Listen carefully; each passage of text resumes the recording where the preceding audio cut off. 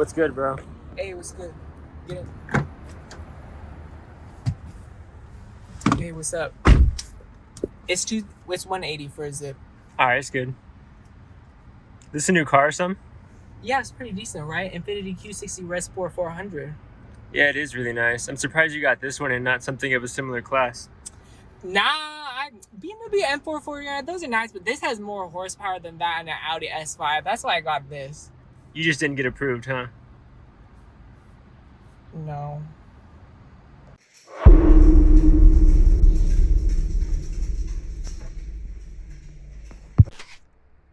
Everybody, special thank you to Ricardo Aguilar at Dublin Nissan.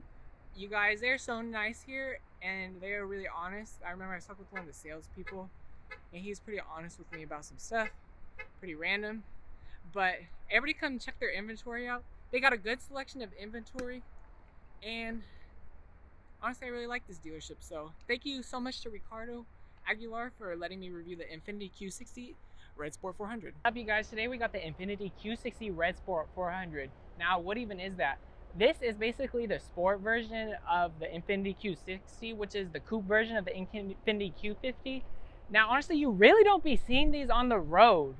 And I don't know why. You see the Q50s a lot, but I feel like this doesn't really have the same energy as like a Q50, because I feel like most people buying the Q50s, you know, they start getting clapped out and stuff. That's why I kind of wanted to review this. I'm like, we got to review this 400 horsepower Infiniti before these all start getting clapped out, and then these are hard to find, because this is even hard to find like now, let alone in a few years when these all start getting clapped out.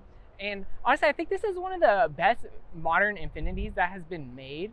And let's get into it and I'll show you guys why. First off, let's start off with the styling. Honestly, I think this car is actually like beautiful. It's really good looking. Now, this car was discontinued in 2022 and it came out in 2016, and honestly it still looks modern to me today. Down here you get these standard LED headlights with the LED turn signals, and they swivel if you got, I think it's the Pro Active package, which I don't think this one gets, so they don't swivel. And then you also get LED fog lights down here, although I thought I turned them on, but obviously I didn't. And then moving on to the side here, these are the wheels you get on the Red Sport 400, and then you get these 14-inch brakes in the front. Some people complain that the brakes aren't good enough. We'll see how that is when we drive. Honestly, I think these wheels look really good. I love these wheels. Like, car manufacturers, wheels like these, it really makes the vehicle look so much more luxurious. Now, look at these mirrors. You do get power folding exterior mirrors, and this is real carbon fiber. And I think that was like a $1,200 or $2,000 package, and it adds real carbon fiber to the exterior, which looks really nice. Looking at these turn signals, honestly, I'm not really a fan of how big this is. That's one thing about Infiniti. I feel like sometimes they do little design details that kind of like make them look a little bit less luxurious. And for some reason, this big turn signal, I don't know, it reminds me of a Nissan. And now, moving on to the back, you do get a real carbon fiber trunk spoiler, which that's really nice. And then you get full LED taillights, which honestly, like, these taillights are nice, but I don't know, I feel like this is one, yeah, I just want to talk about them in a second. I feel like these taillights are nice, but I feel like this is one way where Infinitis kind of fall a little bit short. They don't really necessarily look like luxury car taillights to me. They just look like some standard LED taillights. I don't know, I noticed it's not just Infiniti either. I know so many car manufacturers, they'll make some LED taillights, but they won't really make that cool of a design with it. Like, this is LEDs. Like, you guys can do so many cool designs with LEDs, and people really don't be doing all that much. That's what I really like about Hyundai and Kia. They be doing some cool designs with the LED taillights. Now, typical Infiniti, you do get a button right here, and I think this locks and unlocks the vehicle from the rear, which is really nice. And it opens up the trunk. Let's get in. I normally, you know what, I don't want to be the dealership get mad at me for getting inside the trunk, but you know what, I always be doing that for you guys. I'm not gonna close it out. So let's show you guys how much trunk space you get. Just enough for basically like one body. Maybe one adult body could fit back here. Maybe two children's bodies. Maybe a baby. If you're like Jeffrey Dahmer. People on TikTok be saying, I'm Jeffrey Dahmer. I look like Jeffrey Dahmer. I'm like, I guess I do, but I certainly don't act like him. Now, going down here, the exhaust. Of course, we're going to show you guys an exhaust note.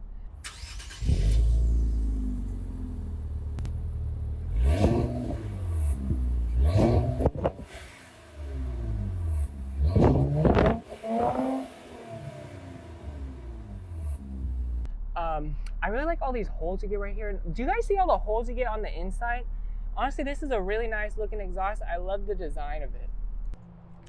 And here is the Infiniti key. This is basically just a Nissan key, although I feel like Nissan keys are a little bit more rounded right here. They don't have these edges to it. This is basically a Nissan key. Locking it. Oh wait, the door is open. All right, lock. One thing that's nice, since this is based off of Nissan, well, maybe not the platform, but like, you know, Infiniti Nissan. Most Nissans have remote start, so of course the Infiniti will too. Oh, you probably have to press it twice.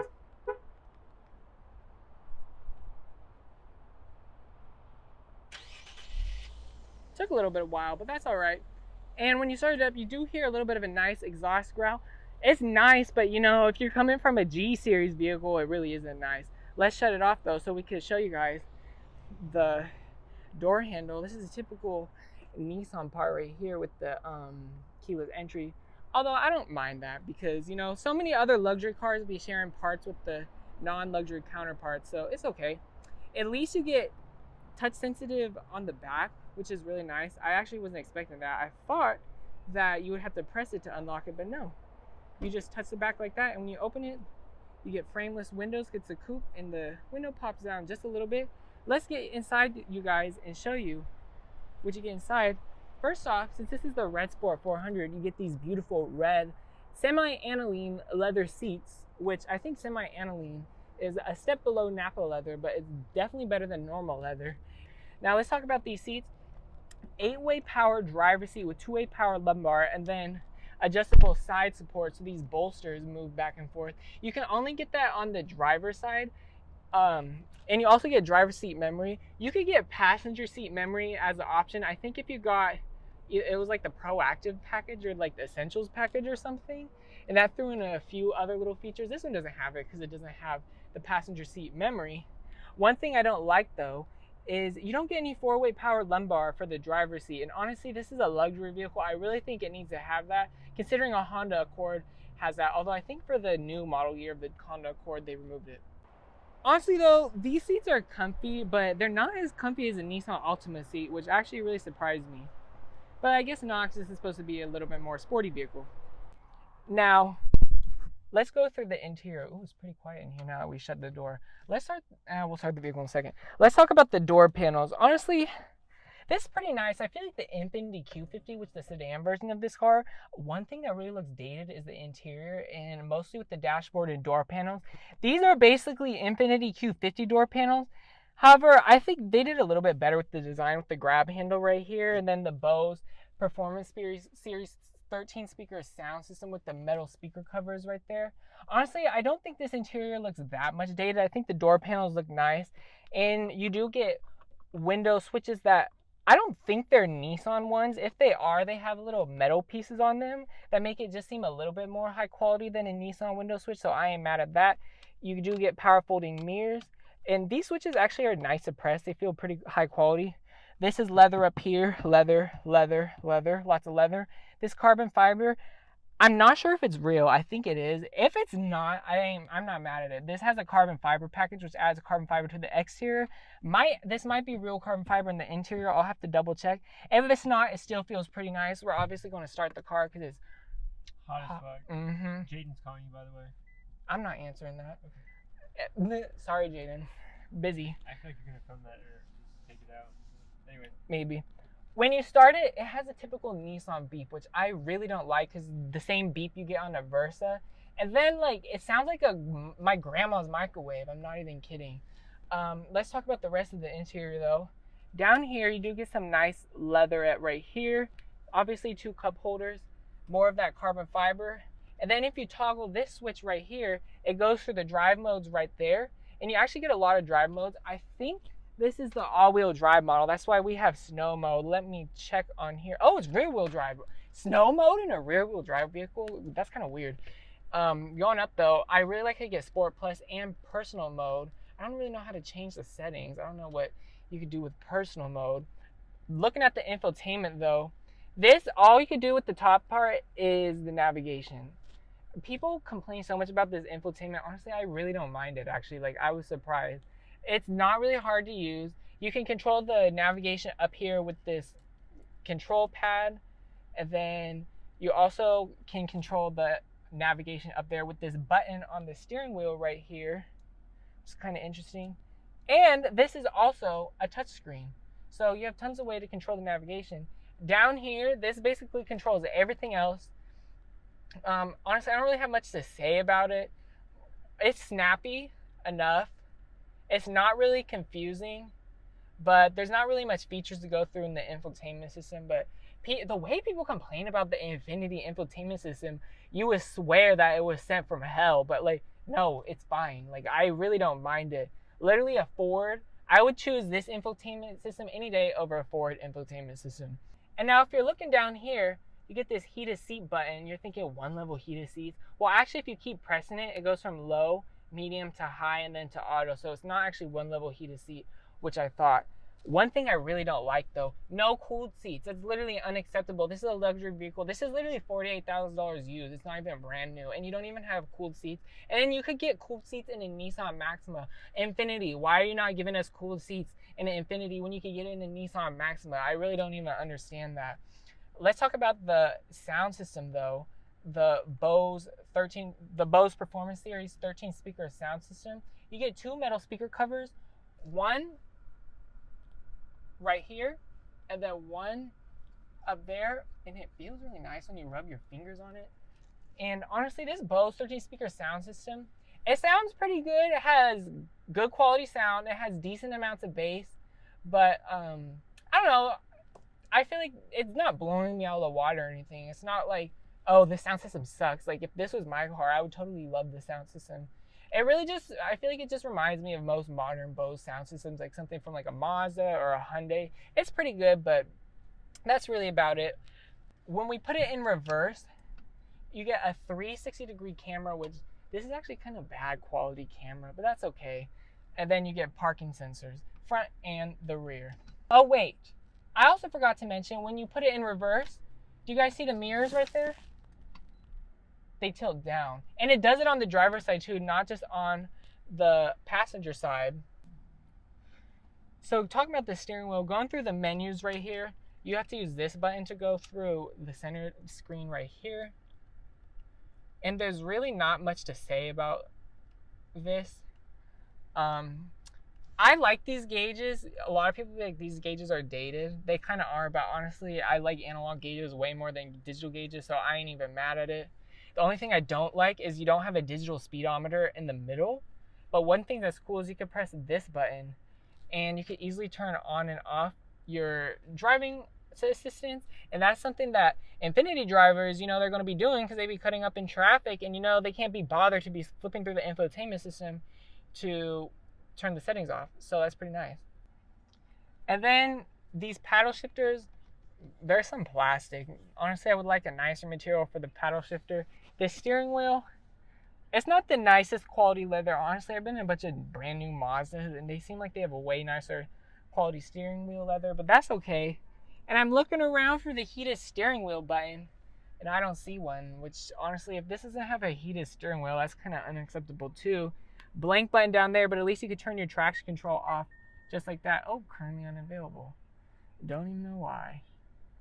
Oh wow, when you turn the traction control off, it turns a forward collision warning off. Bro, so many Infiniti drivers are going to be doing that all the time. And then looking at the mirrors, you get an auto dimming exterior mirrors and a driver's side, or whatever this is called, rear mirror, which is really nice. You get these really tiny LED lights right here. And you get a normal size sunroof. So it's pretty nice that it's a coupe and you get a sunroof. Over here though, you got auto windows with leather up here. This is all soft. And I feel like this is really the most dated part of the car is this dashboard. Honestly, I really don't like how it looks. These air vents I feel like are ugly. This I feel like really is what makes the car feel the most dated. It really isn't the infotainment system, it's really this dashboard. And it's not the softest, it's not any leather. So honestly, it just feels like a normal car nowadays. Like, this is like a luxury car. And it doesn't feel the most luxurious, but yeah. You guys, I'm 6'3". We're gonna get in the back seat of this coupe and show you guys how much space it has.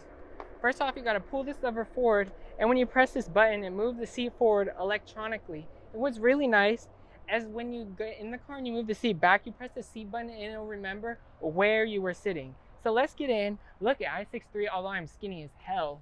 I could get into this car so easily, even though I made this way too complicated getting in for no freaking reason. But back here, putting the seat back to where I was sitting, honestly, I actually have tons of space, you guys. Like, I'm 6'3", and I literally actually have plenty of leg room. Although I moved back a lot, but I did have my seat back a lot. I have plenty of leg room, and if I need more leg room, the driver can move his seat up, and they'll still have enough leg room. Headroom, you know, it's a coupe. You're going to be touching the ceiling, but I'm like, it's a coupe. Honestly, and I'm 6'3", and I could ride back here.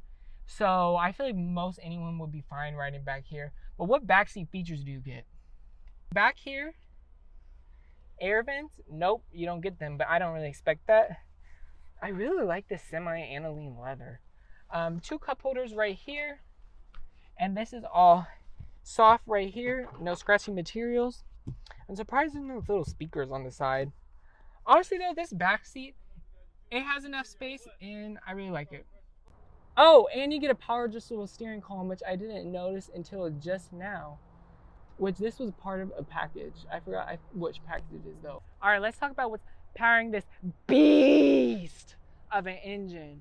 Bro, I literally wrote down the notes right here. Y'all think I have all this memorized? I'm sorry, I go to school and work all the time. I have way too much stuff to memorize. I'm like, y'all know I gotta just write it down. So if I seem unprofessional not having it as memorized, you know what? Let's give me a pass. All right, what kind of engine is this? This is the VR30 TT twin turbo V6 3-liter, pumping out 400 horsepower and 350 pound-feet of torque. And it only pumps out 400 horsepower on the Red Sport 400 models, which obviously this is. The base models has the same engine, but it pumps out 300 horsepower and I think 300 pound-feet of torque. How does this vehicle get more horsepower out of this same engine? They have, I think, a larger intake and a little bit more boost, which adds a little bit more power. MPG. This has 20 in the city, 27 on the highway, and 22 combined. Honestly, that's not the best. And I don't know, like, you get this MPG in the same power in 400 horsepower, but then you can get an Acura RLX Sport Hybrid that has just 25 less horsepower and 25 pound-foot more torque, but you get 29 MPG in the city. I know this is a coupe and that's a sedan. Those vehicles don't really compete, but I don't know. I just like wanted to mention that because I just really like the RLX Sport Hybrid and the power and MPG ratio. And this competes actually with the Nissan. No, it doesn't actually. I don't know why I said competes. This is kind of a similar vehicle to the Nissan 400Z. And I feel like this might be, if you're looking at a Nissan 400Z, maybe you should check this out because, bro, everybody knows all these Nissan 400Zs are marked up like $20,000, $25,000 to like a base model with cloth seats. And then it has the interior, I mean, it's new, but it doesn't feel that new. Like if you look at the door panels, it looks like the 370Z. And it uses basically the same engine. The Nissan 400Z has a different transmission. This has a 7-speed dual clutch, which is the same transmission that is from like 2009 in the G37. So it's a pretty old transmission. That's one of the complaints about this vehicle, but we'll see how it drives when we drive it. And then there were some issues with this car. A lot of people had to say that the turbos failed on this car, but honestly, that's because people weren't changing their oil enough and the turbos didn't get enough oil. And so they overheated and burned out. So if you get this car, you really need to be on top of your oil changes. Another thing is there's some coolant leaks, but that was more for, I think, like the pre-2018 models. Another thing is the timing belt. Some of the belts can make some squeaky noises, and I think that's due to like slippage with the AC compressor. I wrote it down. This is the one thing that's different though from the Nissan 400Z. This is 3,800 pounds, which is 700 pounds more than the 400Z, so it's a little bit heavier vehicle. All right, you guys, driving the Infiniti Q60 Red Sport 400. Now, I'm excited to drive this vehicle because I've always liked the Infiniti G series vehicles, and this is kind of the successor to those. And I want to see how it stacks up. Oh, why did my phone literally... Alex, are you still there? Yeah. My phone literally ran out of temperature. Let's turn up the AC so that my phone doesn't... Why did my phone do that every single time? Now this has 400 horsepower and 350 pound-feet of torque to the rear wheels. Now I'm not going to necessarily give it all the beans right here, but We'll give it a little bit of throttle and see how it is. We do have the AC on, but we need to cool my phone off. I want to see, is the transmission actually that slow, or is it pretty good? This transmission is fast. Almost all these car reviewers be complaining about the most minuscule things. Like, literally, like, it's not even a slow transmission. Obviously, if you're comparing it to like something like a Porsche PDK, but like, you know, not every vehicle has the most fastest transmission. Let's put it in Sport Plus. See how this mode is.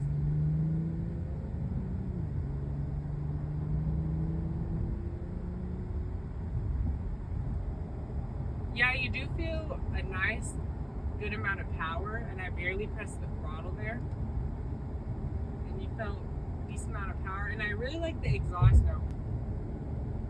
Now, looking at the mirrors, I don't really have much blind spot. You do get blind spot monitoring. But, you know, I can look out the mirrors and see in my blind spot pretty well. You do have pretty good visibility all around.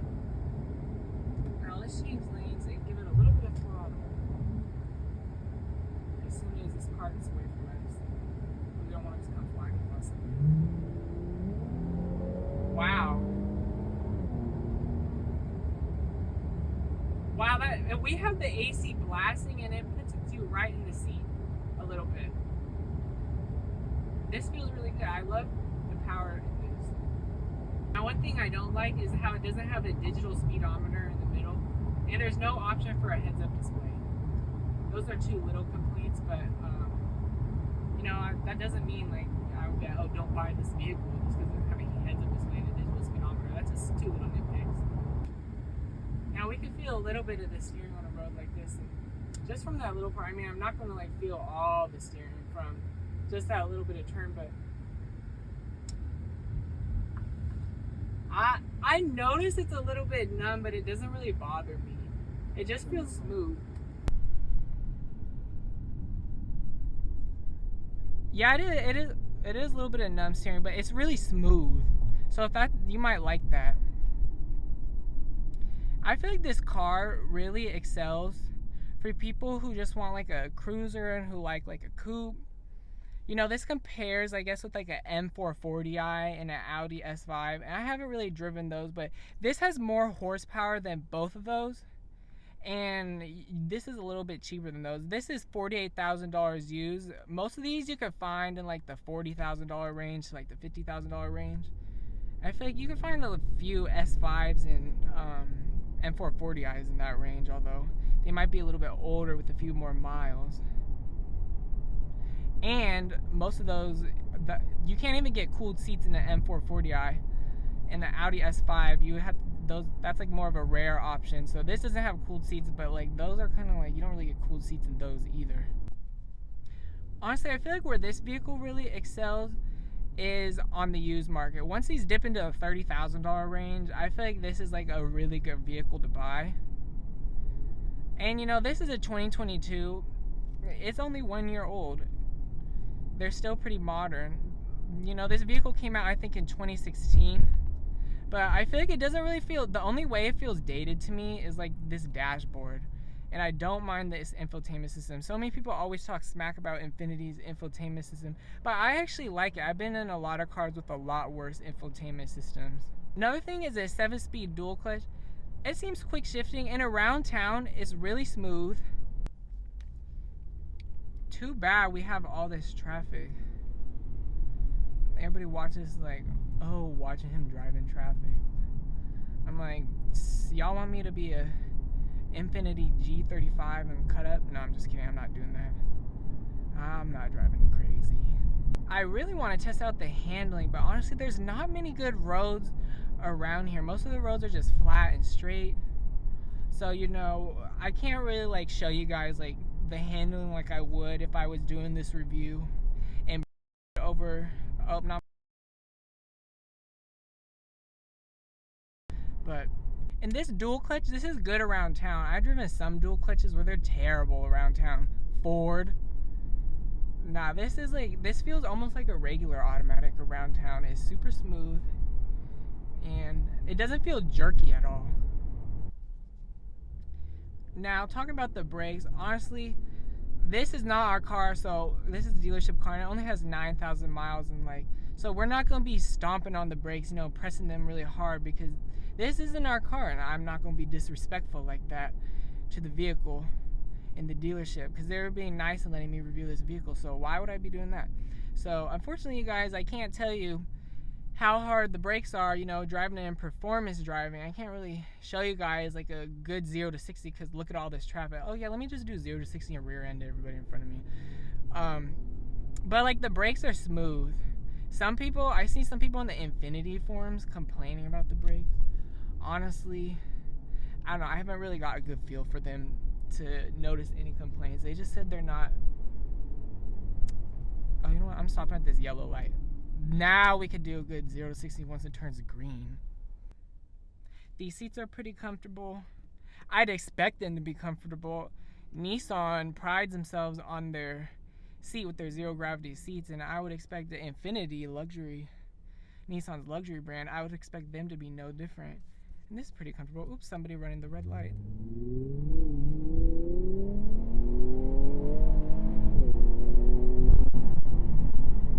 Wow. This is a fun vehicle to drive. This really just pulled. I really like this vehicle, you guys. Like, wow. Like, feeling that one pull right there. I mean, we're not going to try to speed because this isn't like a highway. I need a new phone. My phone always turns off in the middle of the video. Hopefully it didn't turn off in the middle of that pull. But did you guys feel that? Well, obviously you didn't feel it. Did you guys hear that exhaust note and then like see how well it pulled? It really pushed you back in the seat. You feel that 400 horsepower. Honestly, I really like this car. Like, would I buy this? Honestly, maybe not as my daily driver just because of the MPG. And then there's no cool seats and no heads-up display, which, you know, that's not the biggest deal. My car now, it has cooled seats and a heads-up display, and I'm somebody where I'm not getting a new car and downgrading on features. But, you know, if I'm not in the market for a new car because, quite frankly, I cannot afford it. But if, you know, if I wanted a sporty vehicle, and I would definitely be checking this out. You know, somebody was like, should I get this car? I definitely would say, yeah, I wouldn't tell them no. I would actually recommend this car to people. And driving it around town in eco pedal or eco mode is almost not enough. I need to turn it out of eco mode because it barely wants to move in eco. Unfortunately, I couldn't figure out how to get the cruise control to work. That's one thing. Every time I make a car review, anybody else, I need to get a new phone. Anybody else, when you get in a car and you're trying to set the cruise control, it's always like so difficult until you like really figure it out. Each car has like a bunch of random buttons you have to press with the cruise control. One thing I forgot to test out that everybody always comments on my video tests out is the horn. So once there's nobody around, I'm just gonna do a light test, see what the horn sounds like, because everybody always like, what does the horn sound like? It sounds typical. I like the sound of the horn. You know, you don't really have much to say about a horn, just as long as it doesn't sound like, you know, that Toyota and Honda like gee gee gee gee gee horn. Can you imagine if this had that horn? I'd be like, that's not good for a luxury vehicle. Overall though, honestly, I really like this car. And would I get it? Yes. And would I recommend this to someone else? Yeah. My main complaints with it really is just no cooled seats and then maybe no heads-up display. But other than that, honestly, I think this is a really good vehicle to drive. And I wish I got to test out the handling.